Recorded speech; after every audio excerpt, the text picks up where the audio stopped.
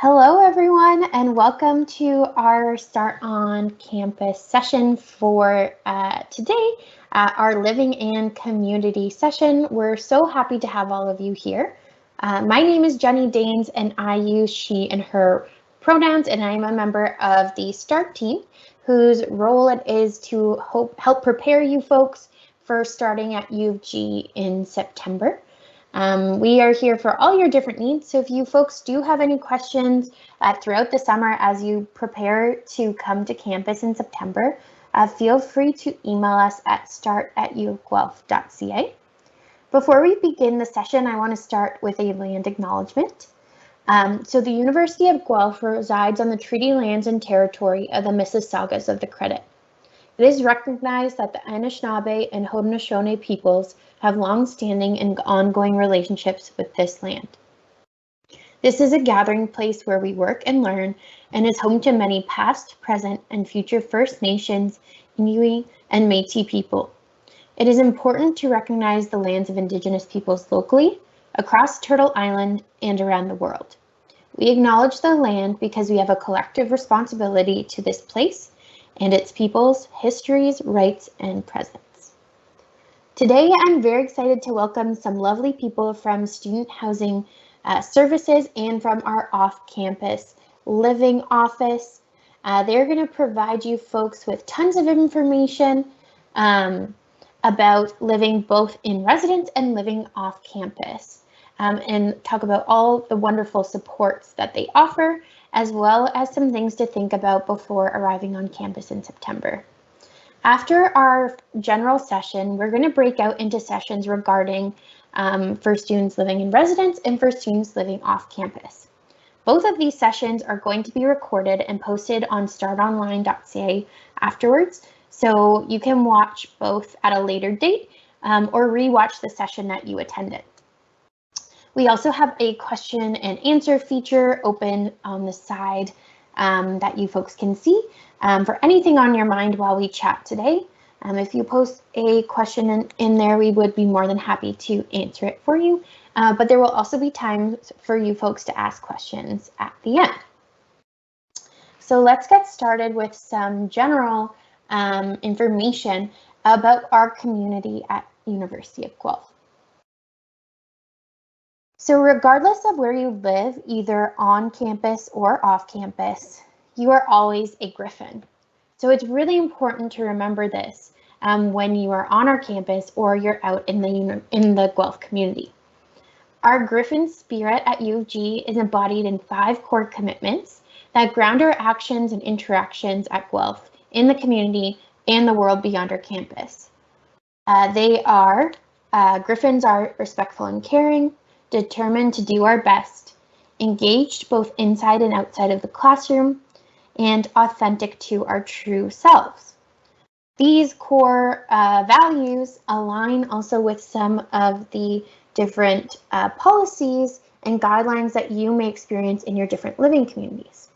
So for students living in residence, there is the community living standards, and these exist to help support you in your residence community in your own learning and personal wellness. And for students living off campus, there is the Community Standards Protocol, which helps to set guidelines and make sure all students and the Guelph community feel safe and respected. Your later breakout sessions will cover these in more detail as well. There's also different places to eat on campus. So your campus ID card or your student card is your payment method for all dining purchases on campus, as well as for shopping at the university bookstore if you choose to add a textbook plan to your meal plan.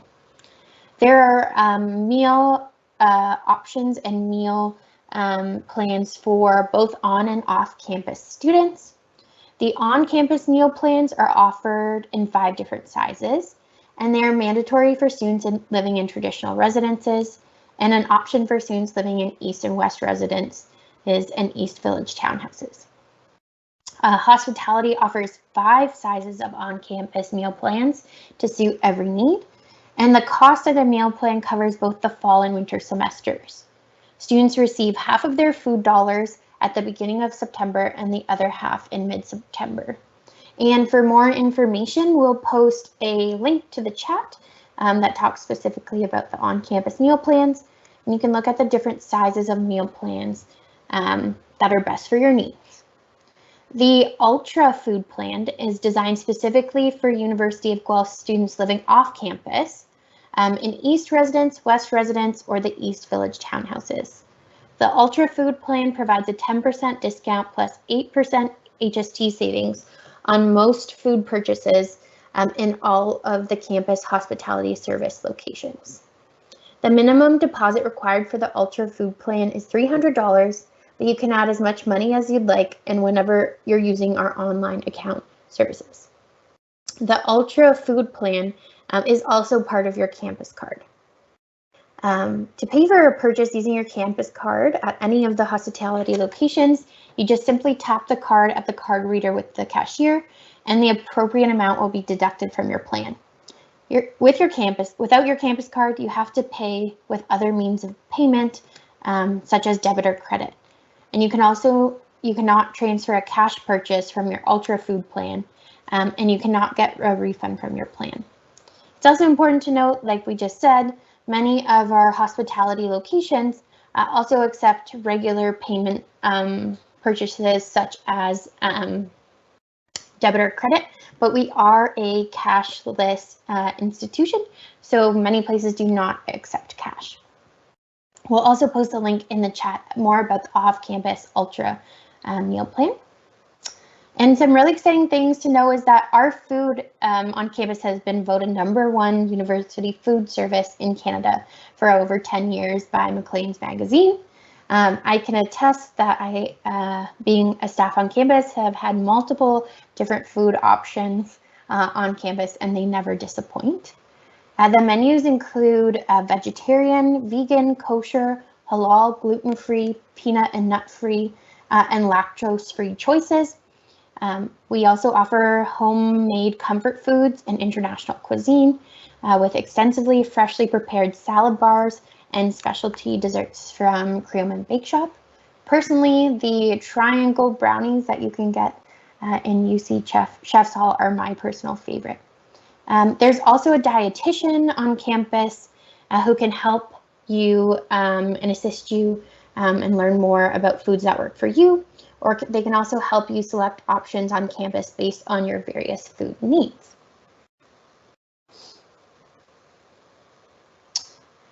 Transit is also a great way and something important to know about before starting in September. Transit is an excellent way to get around the city of Guelph. Most students living off campus use the bus routes to get to and from the university, and a lot of students living in residence use the bus routes to go and visit different parts of the community in Guelph.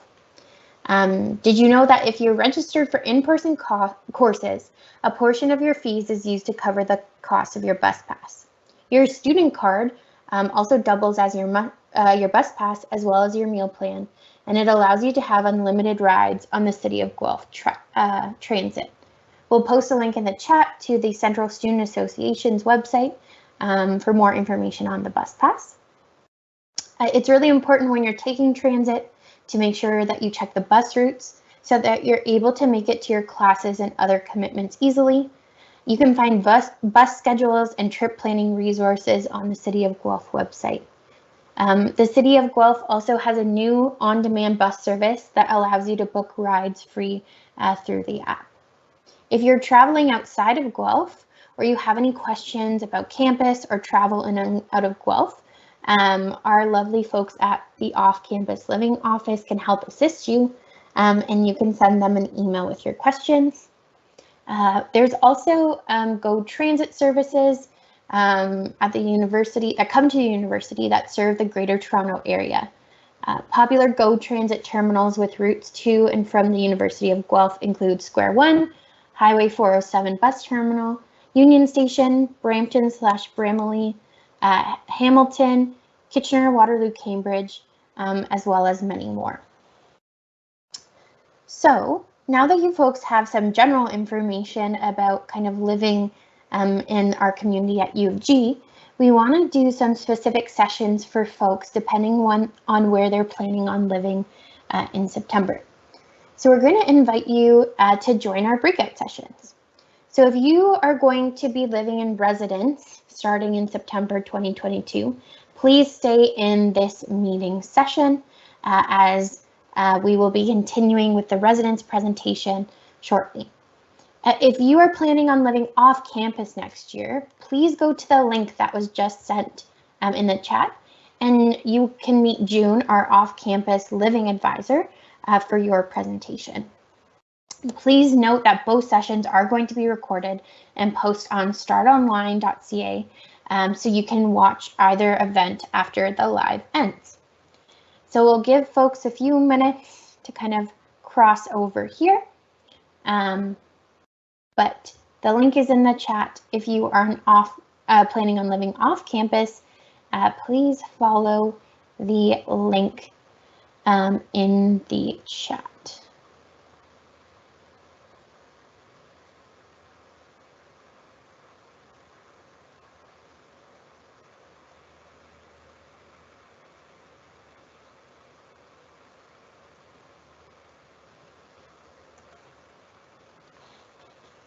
Give it a few seconds.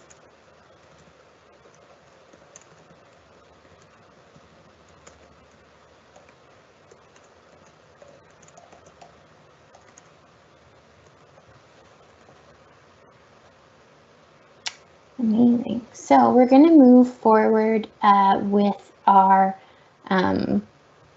residence portion of the presentation now. But just a reminder, if anyone is interested in the off-campus session, the link is in the question and answer for folks to view. Awesome. So I will turn it over to Alex from Residence. Yes, hello, new Griffins. As Jenny mentioned, my name is Alex. I use the pronouns he, him, and I'm here with a small but mighty team from housing to give you some more information on what to expect this fall. The rest of our team is busy getting ready for your arrival. So our staff and residence life are busy finishing up hiring and starting training for our residence life staff. In admissions, we're just finishing up your room assignments, which I'm sure you're very eager to know more about. And we're going to touch on that too. We're getting all of our rooms ready. There's a lot of turnaround that has to happen from year to year. There's some construction in our residences that is just wrapping up. And all those things are happening just as we get ready for you to move into residence, which is coming surprisingly quick, but we are so excited to have you join us. So I'll do some introductions to start. So first, my name is Alex. I use the pronouns he, him. My job over the summer is as the marketing and communications assistant. So with that, I'm supporting admissions as we get ready for your arrival. If you've attended any of our campus recruitment events, maybe you saw me there, some other teams' lives and those types of things. I also run our social media, which is UofG Housing, and I'll plug that in a moment.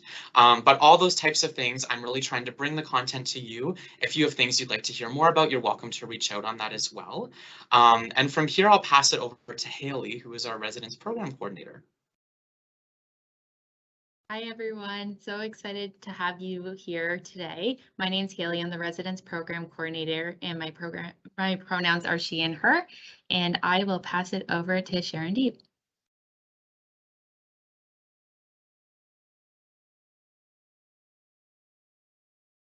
Hi everyone, my name is Charandeep Singh Dhillon, and I'll be one of the future RAs you're going to see on campus next year. I'll be in Mountain, so if anybody gets Mountain, I hope to see you around. And I'm super excited for the presentation, and I hope we'll have a good time. Awesome. Thank you, both of you. Sharondeep and I met this past semester in residence. Sharondeep was a member of our virtual ambassador team. So if you've seen TikToks and those types of things on the housing Instagram, you may have seen Sharondeep in some of those as well. I also forgot to mention that I will be working as a cluster leader this fall.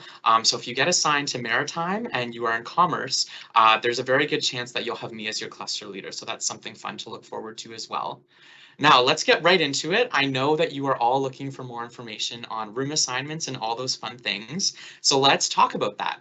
So room assignments, if you haven't heard already, our plan is to release them next week. Our exact date is still being finalized. It'll likely be somewhere between Tuesday and Thursday, but we will send you an email once they're live to view. It'll be in an email and you can see them on the housing portal as well.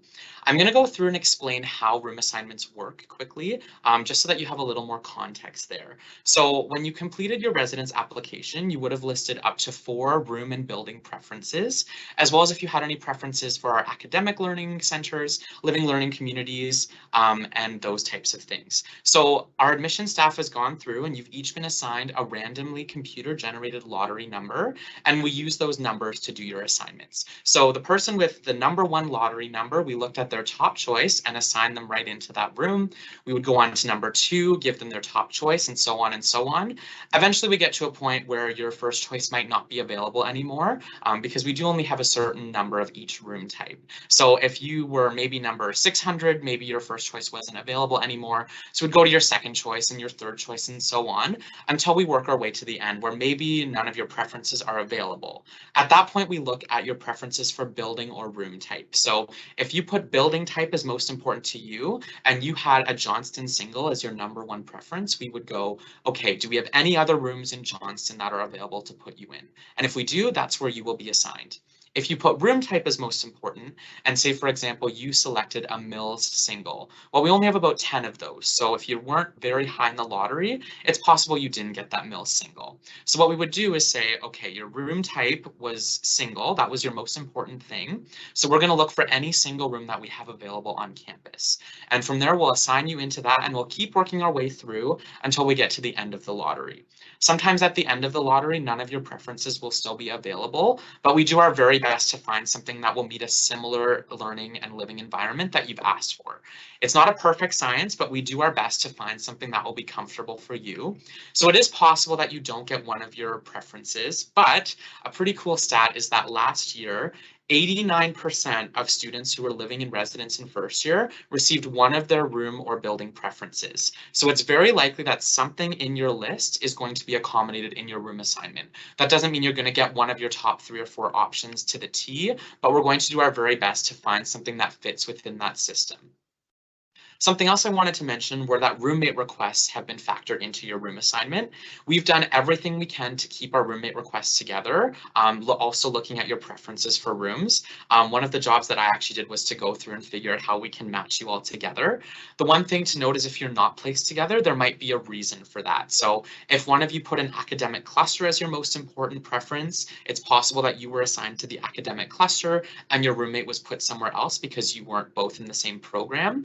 So things like that can happen, which might change where your assignments are, but we have looked at all the roommate preferences, I can promise you that. The other thing to note is you might get your room assignment and wonder about transferring rooms. So something that I think is important to know is that we will not be accepting transfer requests until September 20th, with the exception of if you have extenuating circumstances like you're with the wrong gender or you're not comfortable with the age range or something like that, that's very specific, then you can reach out to us and we can see what we need to resolve there. But if you're unhappy with your room, what we always say is try it out. Most people fall in love with the room assignment after the first week or 2, and then they don't even want to transfer. So we always say try it out, see if you like it, and then if it's really not working, we have a whole system in place to support you there through our residence life staff, our managers, and then admissions as well to get you into the right room for you. The other thing that I really want to emphasize is we do our absolute best to match your room and building preferences. The best luck you will have is if you put variety in your application. So if you chose some buildings from north, some buildings from south, and some buildings from east, it's very likely that we were able to accommodate something there. If you provided very similar room requests, don't be surprised if something is a little bit different than what you had asked for, just because, again, we only have a finite number of rooms in each category. We'll go over to the next slide here where we're going to talk about roommates a little more. So once your room assignment is visible and shared with you next week, you'll also get information about roommates and suitemates that you may have. So when you log into the housing portal on the main page, it will show anyone that you will be living with in the fall. One thing to note is that beside your room assignment, it will have a letter. It will likely be A if you're in a single room or the first person in a multi-occupancy room, but it could also say B or C or D. If that's the case, then you probably live in a multi-occupancy. So if your room is Tundra 201D, for example, then you would be in a quad room because D would be the fourth person in that space. So that's one thing to know. You'll be able to see on the housing portal the assignments of everyone else who's in that space. So you'll know who would be your roommate, who might be living beside you, who else might be living in a suite with you, because it will show you all that information.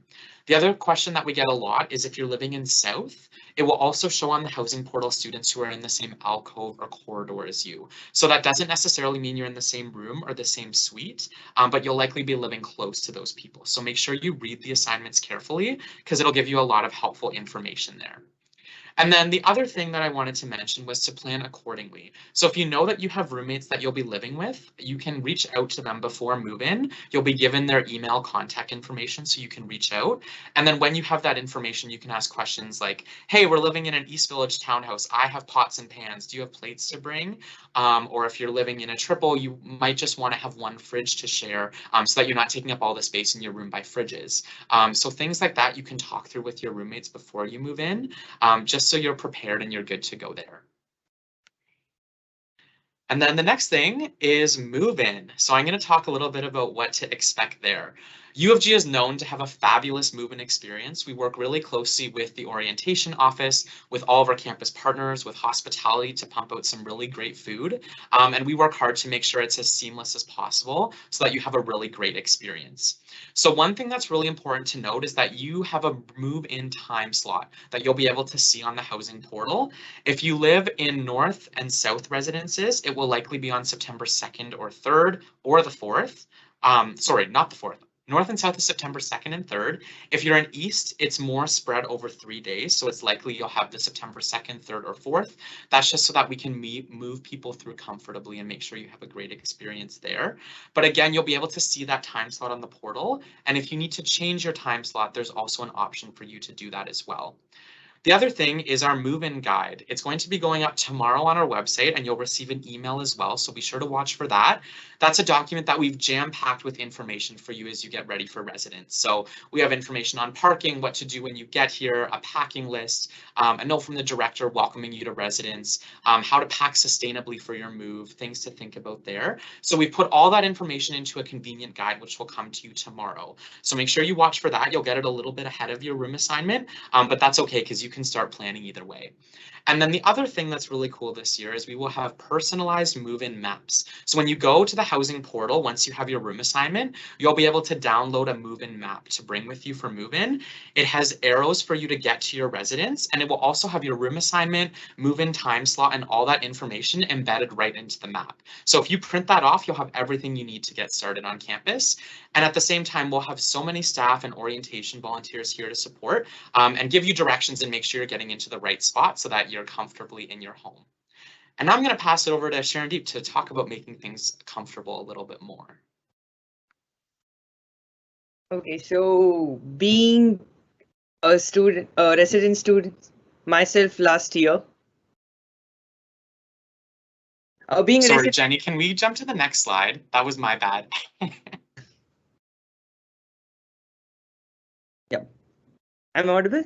So being a resident student last year, it was, I would say, one of the best experience I ever had in my life, because not only being an international student, I was trying to accommodate in a completely different country with a complete different culture, but it was residence that made me feel as a home, not far away from my home.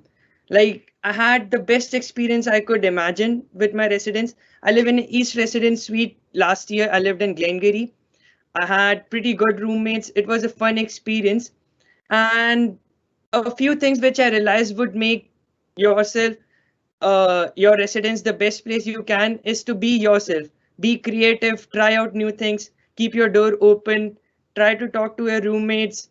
If you find an open door, knock there, ask, talk to people, and just do whatever you want to do. There are no restrictions on how you can decorate your room.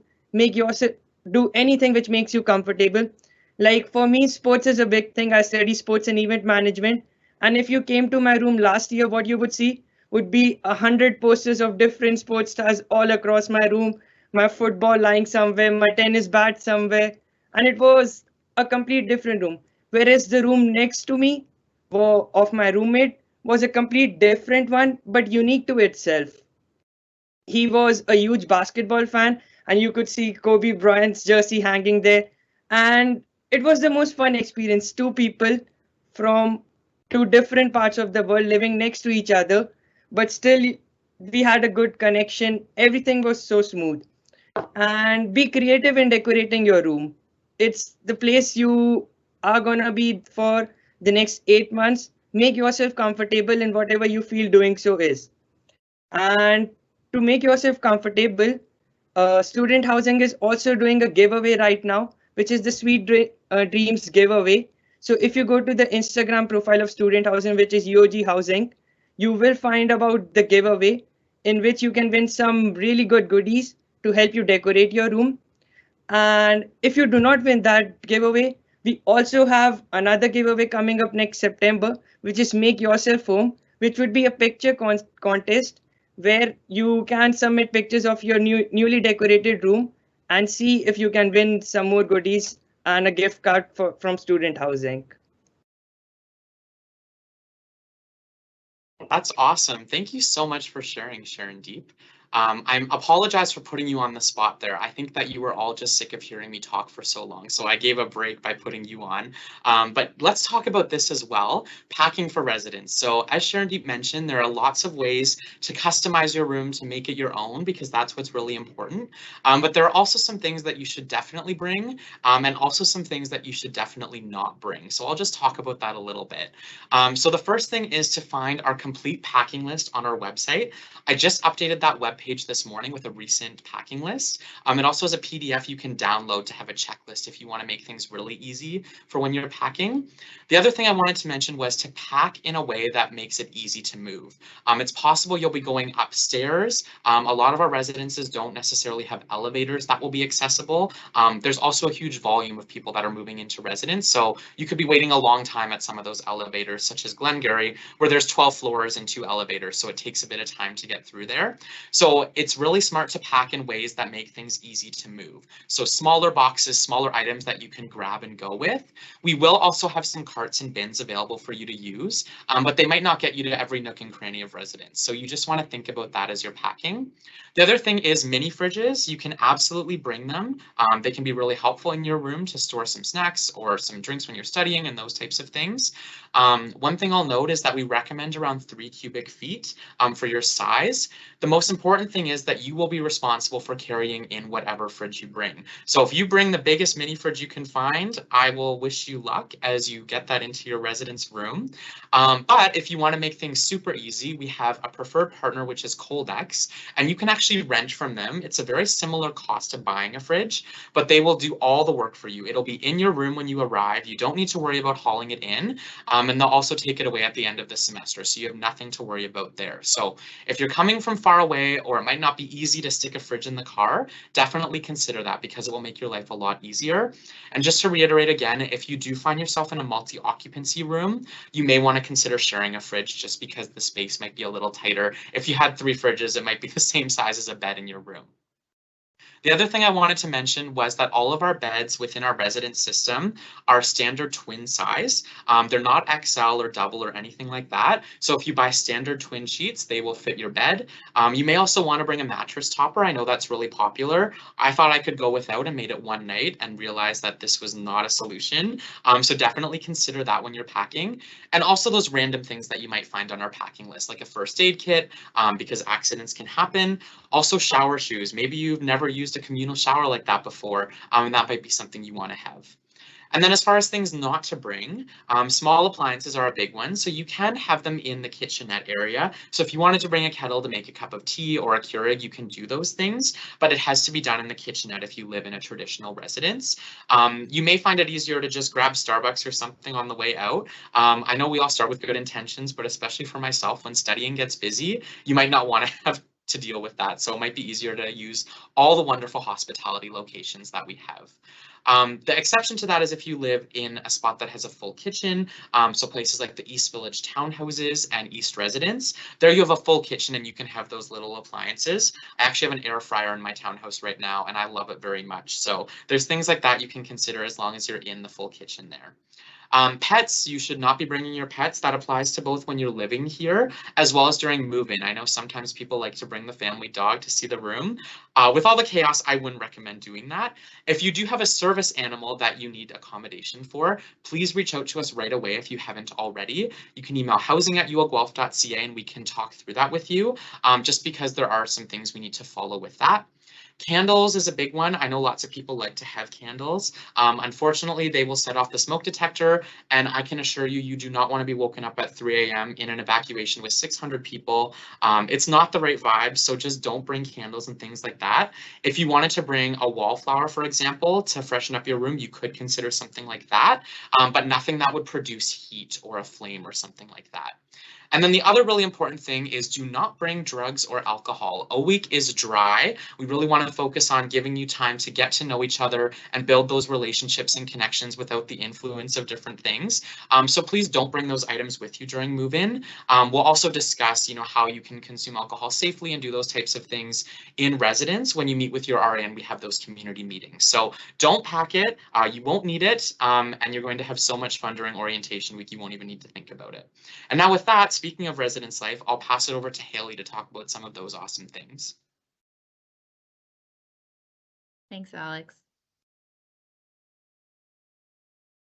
Fantastic. So we know for most of you, this is your first time living away from home, but we want you to know that we're here for you. So on here, I've listed a few different resources that you can connect with throughout the year. Some are also I'm just going to talk about, but as a quick overview of the different positions we have and different resources available. We have our residence assistants, which are RAs, and are typically upper year students that are here to chat with you and help you with finding campus resources, dealing with conflict, help build community for your particular area. They're also there just to answer questions and help you in getting to know other folks on your floor. You had a chance to meet some of our RAs on this chat today. So Sharon Deep is one of our RAs here. So it gives you an idea of sort of some of the roles and responsibilities that they have and their experiences too. We also have our residence life managers. So these are managers in each area or building. And what they do is they will be around to help manage building supports. In addition to that, you'll see them at like some building events. They'll occasionally stop by during your community meetings and evening events as well. And they work really closely with our RLS team. We also have front desk representatives. So if you've attended any of our other sessions, you've probably heard about them, but each of our areas have a front desk. And then our front desks are available for lockouts. If you have any questions or concerns, you can always go to one of them and they can help you with connecting you with the appropriate person. And then they also do some of our rentals as well. Interhall Council. So this is a student-run organization. Anyone who's familiar with a student council, this would be exactly that. And they're here to help advocate for you and help with building community. They create some really fun programs. One of the top programs during O Week, which is a tradition, is our pep rally. And they also do a lot of off-campus programming as well. Coming into the school year, they'll be doing some recruiting for positions. So if this sounds like it is a fun, exciting position for you, I really encourage you to check them out and learn a little bit more when you get here. In terms of a week, we have tons of programs happening over the next little bit as you arrive that are really set up to help you for success. We'll be showing you wayfinding, so how to get around campus, having some community meetings so you get to know some other folks, and really showing you what it means to be a Griffin. And lastly, we have campus resources. So again, not just residents, but all of our campus partners are here to help you in being successful here at the University of Guelph. And we really want you to have that fun, positive experience while here. And Jenny, I'm going to get you to flip to the next slide, please. Thank you. So in residence in particular, there's tons of ways to get involved. You'll be able to have information as you move in, but we just wanted to give you a heads up on different things you can think about coming into residence. So we have a bunch of different committees here, and the committees, some of them are highlighted here. You'll see RAIL, so that's our Residence and Athletics Intramural League. That goes into a larger program that we run, which is Res Cup. So each of the halls will compete against each other in activities throughout the year, and RAIL is one of those pieces. So students can join in for weekly games, and typically we start with dodgeball because students love being able to play that on a team, and you'll compete against the other buildings in order to win our Res Cup for that one. We have a sustainability committee working with the sustainability office.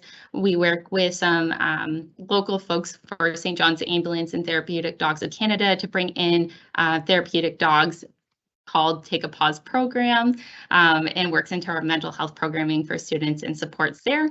We have our SHINE committee, so that's students supporting students in mental health. And then we have a Students in Action committee that work towards different programs available on campus and can get involved in creating some cultural programming for students. We also have some programs that are academic based and help support you as you're here for your academics. So we have our cluster leaders that will be in various areas throughout residence, and they'll help facilitate some programming related to particular themes. So we'll have academic drop-in centers, our ADCs, which are study centers for students to join in. We also run some mock midterms throughout the semester to help prepare you for your midterms. We have study rooms in residence, and we also provide opportunities for you to get to know other students within your programs. And then there's so many other ways that we're here to help you connect with others. Some of our larger programs include house calls, so we go door to door and welcome you to the University of Guelph, and there's lots of great prizes to win there. We do homecoming pop-ups, so getting you prepared for going to watch athletic games. We have community experiences with our RAs facilitating what you would like to see within your community and programs for you to connect with others, Friday night programs, and so much more. And Jenny, if I can get you to flip the slide.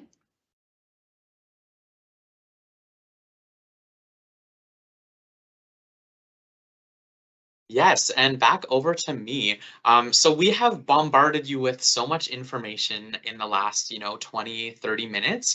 And if you didn't catch it all, that's okay, because there's lots more opportunities for you to get that information, and we're going to keep communicating with you throughout the rest of the summer. There's still over a month until move-in, so there's no need to panic or stress. We're here to support you through this entire process. So some of the ways we can do that are through social media. So if you're not already, I would encourage you to follow us on Instagram or TikTok or those types of things. It's at UofG Housing. Our Instagram is pretty active, and we try and post lots of information there. And we have lots more scheduled to come out throughout the summer as we get ready for move-in. So definitely check that out. I'm a little biased because I run it, obviously, but I think our social media is the best, and I hope you will too. If you have questions that are very specific that we can help you with, you can also send us an email, or you can give us a call. Email is usually the best way to get at us. It's housing@uoguelph.ca. I always say it's a great spot to start, because if we don't know the answer, we'll probably know someone who does, and we can make sure that we help you out there as well. And then visit our website. We have so much information on there. You can see tours of different rooms, especially once room assignments come out. We'll have our move-in guide on there. We have information on how to read your assignment. So if you get a room number and you have no idea what it means, we just published a little guide there to help you with that. So that'll be handy once room assignments do come out. And also just life in residence, what to expect, how to get involved in those types of things. The other thing I really wanted to plug is our Ready for Residence email series. So if you've been checking your email, you've probably seen that this has already started, but each week we'll be sending you an email with more information on how to get ready for residence. So this week we'll have more information on the move-in guide and things to make your move easier. We'll be walking through the move-in process step by step, so you have it really handy, what to expect in your first week during orientation and all those fun things. And then just those last minute details to help you get ready. So if you're not already, make sure you keep monitoring that email because any updates will be communicated through there. That's our official form of communication. And you'll get used to that too as you're living in residence and you're going through courses and that, because it really becomes a hub for everything there. So yeah, those are the main things that we wanted to talk through. I know we have some questions. So Jenny, maybe if you want to just prompt us with some that you've thought of, and then we'd be happy to answer whatever you're thinking about. Yes, thanks, Alex. We have lots of questions in the chat. Folks are very excited about residence, which is great to see. So a few questions for you, Alex. When can students expect to hear about their move-in date? And will their move-in day be the same as their roommates? That's a good question. So your move-in time slot will be visible on the portal when room assignments come out. So we kind of put out everything at once.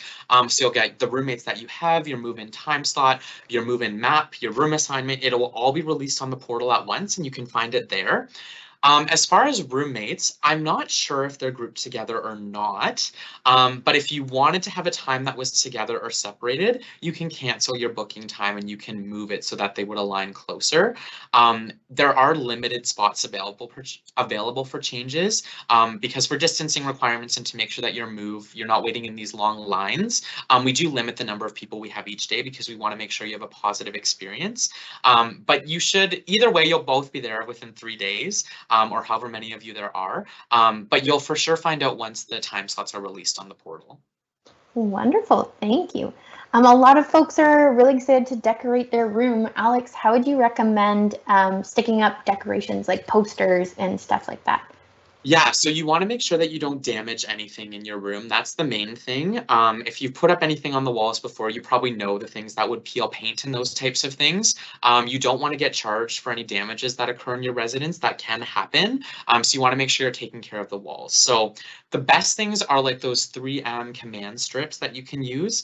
We also have at our desks a version of those so that if you need them to put up posters and little papers and those types of things, we will have some available at the desk too. But really think about ways that you're not going to be damaging the walls. So I always use like the 3M. You can get some really fancy 3M things now, like hooks and like picture hangers and those types of things. I have a little display thing with photos hanging on it in my room. So those things are definitely possible. You just want to put them up in a way that won't damage the wall. Make sure you're not drilling into the walls or screwing anything in or hammering. It's funny, we've walked in on people doing that before and it's not a pleasant conversation. So just be really mindful of that. But usually your standard decorations, you're going to put things on your desk and those types of things, and those won't hurt anything. Wonderful. We're getting a few questions about what kind of to bring and where they can store them. So we're getting questions. Alex, can students bring a kettle for tea or things like a blender? And can they be used in their room or do they have to stay in their kitchenette? Yeah, so anything in the traditional residences should be used in the kitchenette. I know the blender one is questionable because, well, it doesn't really produce heat. Like, what would that do? I would just say do it in the kitchenette either way, because it'll be so much easier. At the end of the day, you're going to want to clean your blender anyway. So you might as well do it all in one spot because that's where you'll want to wash your dishes and do those types of things. So just doing it all in the kitchenette will be much easier. You don't want to be the one who sets off the smoke detector for whatever reason. It does track those things as well. So you want to be careful about that. And you want to be a mindful neighbor when you're living in residence. A blender would be noisy. Everyone's on different schedules during classes and you don't want to wake someone up or disturb them. You might have a roommate who's trying to sleep or study or those types of things.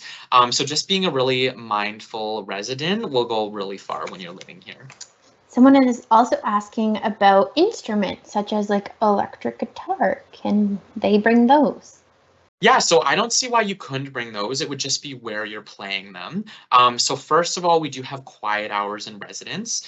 So on weekdays, those start at 11 p.m. and then on Fridays and Saturdays, those start at 1 a.m. So definitely don't be playing anything after those hours. We do also have music rooms in our residences. So South has one, East has one, Lambton has one. They're scattered through all different areas. There's one in Mills as well. So those are spaces that you can use if if you want to practice. Some of them have pianos in them and those types of things. So there's definitely options there, and you can ask at the desk if you want to get a key to those. If you have larger equipment like hockey stuff, or if you're bringing a bike, we do have storage for those types of things in all of our residences as well. You could just inquire at the desk when you get here and they could give you information on how to access that. Amazing. Thanks, Alex. Are students able to see their specific room prior to move-in during the summer? Yeah, so you can't see your specific room. We don't have the capacity to show all of them, unfortunately, but you can still book a tour with admissions if you wanted to. It would be a more general tour of UofG, but sometimes it's not bad to have a refresher before you get here. And then from there, you can see the rooms that we have on tour. We have most of our room types available to see, and you could request that when you book a tour. We also have a ton of virtual tours available, so you can look at those. I remember when I was living in South in first year, I wanted to have every single thing planned out as far as like what was going on each wall. Like I brought a mirror and I wanted to know exactly where that would go. If you go on YouTube, you will find hundreds of room tour videos, not necessarily just housing, but so many students have created their own and talked about residents. So if you do a little bit of scoping out, you'll probably find a room tour that's very similar to what you did. And I was really lucky. I lived in a South alcove, which was a really popular room choice. And because of that, I found a room tour that looked almost the exact same as my room. So it wasn't really surprising at all when I got in there. Amazing. Thanks, Alex. Someone is wondering, is there air conditioning in the rooms in residence?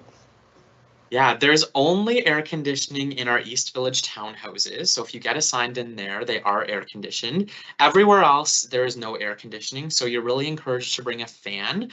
I will be honest though, September can be a little rough with the heat depending on the year. We've had a really hot summer so far, but who knows if that will change. But then after that, you're living in residence during the fall and winter when it's cold. So you won't really notice that. It's just getting through those first few weeks of fall. So definitely bring a fan if you're not in those spaces. But also don't be too worried because it'll be temporary. Amazing. And we're getting lots of questions about move-in. So Alex, are there going to be volunteers who help students move in? Is there a time limit? And is there a limit to how many people can help students move in? Yeah, so the first one was, oh my gosh, my brain is all over the place. Are there volunteers? Are there volunteers? So we will have lots of staff and volunteers around during your move-in, but you should anticipate that you will be responsible for moving your own items into residence. So we'll have RAs and we'll have people here to guide you through. We have orientation volunteers that will definitely be around, specifically with programming in the evenings and those types of things, but they won't so much be there to move your items. So you need to plan for that, which is again why I suggested packing in lighter boxes and those types of things, just because it'll make it much easier. Again, we do have carts that you can use. They'll get you in a little bit. They might not get you all the way to your room, but it'll help get you closer to your residence. But I would say anticipate bringing your own things. As far as the time that you have to move in, there's not a specific time period that we give. It does have a time slot for your arrival, but you can take as much time as you need to move in. The only thing is we want you to get things out of your car as fast as possible, because when you leave your car in the unloading area, it creates a huge backlog of other cars who are waiting to move in. So we will be encouraging you as politely as possible to unload your car as quickly as you can.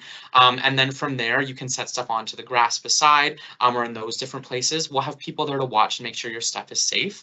But then we can get cars out of the queue and out of that area just to make sure that we can keep traffic moving, because as much as it's fun once you're unloading, you don't want to be the one stuck in that line waiting to move in. So that's one thing that's really important. And then the other piece about if there's anyone, how many people you can bring. We have said 2 people in the past. We encourage you to limit the number of people you have as much as possible. If you had someone who was just sitting in the car, I'm sure that would be fine, or that just wanted to take a quick peek in your room. But we really want to reduce the number of contacts that we have in residence. So make sure that you're not bringing, everyone you can think of to show your room to. It's really not the place for that. You can take lots of photos and videos to share. The main goal of moving is to get you settled into your room, to get all your items in there, and then start helping you build community so that you can get to know the other people who are there. So try and be efficient with your move-in. The faster you are, the faster everyone will be as we move through. So that's really important to think about. Amazing. Thanks, Alex. We have a really great question from an international student. Is the tap water in Guelph drinkable? Yes, the tap water is drinkable in Guelph. It's funny, lots of people actually like the Guelph water because that's where a lot of bottled water is actually produced is near here. So sometimes people really like it. Other people choose to have a Brita and keep it in their mini fridge to have some water there. So you can really do whatever you prefer, but you can absolutely drink the tap water. Lots of people tend to like it, especially people who live in Guelph, I've noticed. Amazing. We've got lots of great questions. Alex, as soon as wondering a little bit about the communal washroom, can you describe for folks what that looks like? Yeah, so the washrooms vary from residence to residence. So the largest washroom ratios would be in our north residences. So ones like Johnston and Mills, those ones are larger. So you may have like 10 to 20 people sharing one. But there are lots of stalls for you to use. So it's never where you'll face an issue where you can't use a washroom because there isn't enough space. I lived in South and I would say there are about 8 to 10 people using the same washroom as myself. I would only bump into someone even in the washroom like once a week.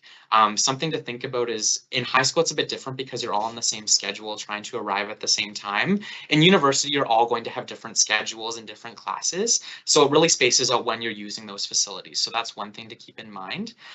We do also have housekeeping that will take care of the washrooms, unless it's a private washroom like the Lambton Suite or in the East Village townhouses. But they will go in and refresh things and make sure things are kept clean. If you ever notice that the washroom was quite messy, you could call the desk and they would also send someone to look after that. So there's lots of resources there. It might be a bit of a change for you if you haven't used communal washrooms like that before. But one thing that's important to remember is that you're all going through this experience together and you'll all be adapting to those things at the same time. So just keep that in mind too. Awesome. And Alex, we have quite a few questions, so maybe we'll have time for about 2 more. But folks are wondering if overnight guests are allowed in residence, and if they are, what is that process for bringing them into residence, checking them in, etc.? Yeah, so maybe I'll pass that one over to Haley, actually, if you want to touch on it a little bit and just explain kind of what we've had in the past and what we might be looking at for the fall. I'm not sure if you have more info on that.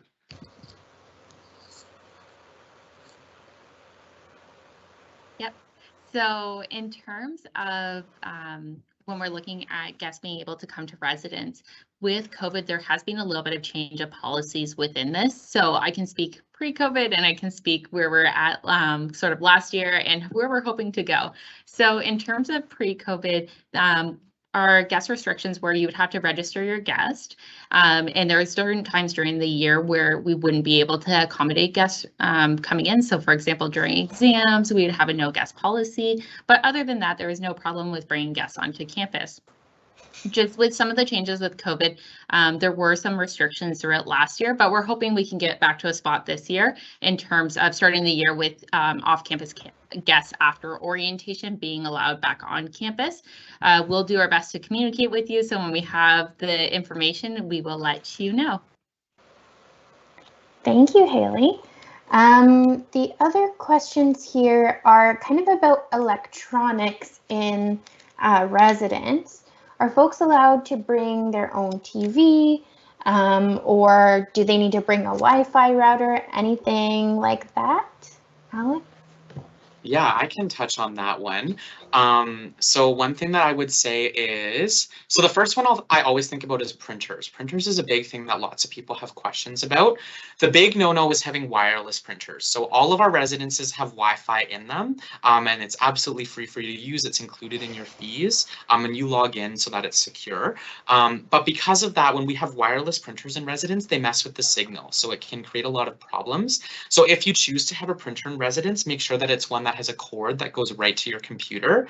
One thing that I've noticed, especially with COVID and how things have changed, is that you might not even need a printer in residence. A lot of your assignments will be submitted virtually, and it can take up a lot of space in your room that you might want to have for other things. The other great thing is that there's lots of printing resources on campus. So you can go to the library and print. You can actually pay virtually there.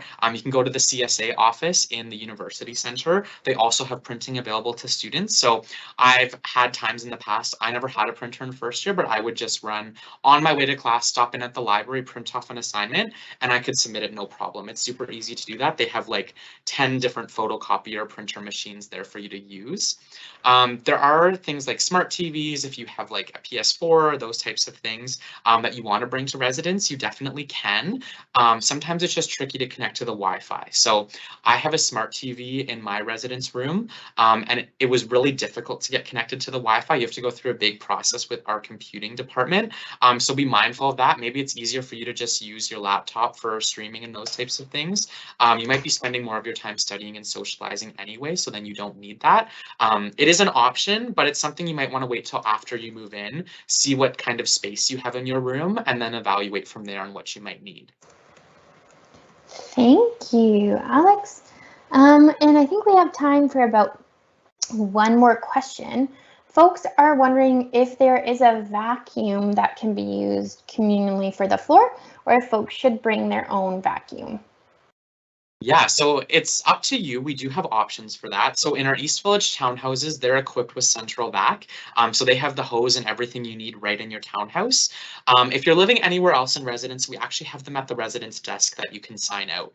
So you can easily grab one and vacuum your floor. I'll be honest, like it's a residence room. You have to trek kind of far to get to your room. So you're probably not bringing in a lot of dirt and those types of things unless it's like the townhouse where there is a vacuum. So you might not need it right away, and it's always something you could get after. Some people do choose to have a little tiny vacuum that they can use just to get crumbs or whatever might happen, but you definitely don't need to bring one because we do have them at the desks.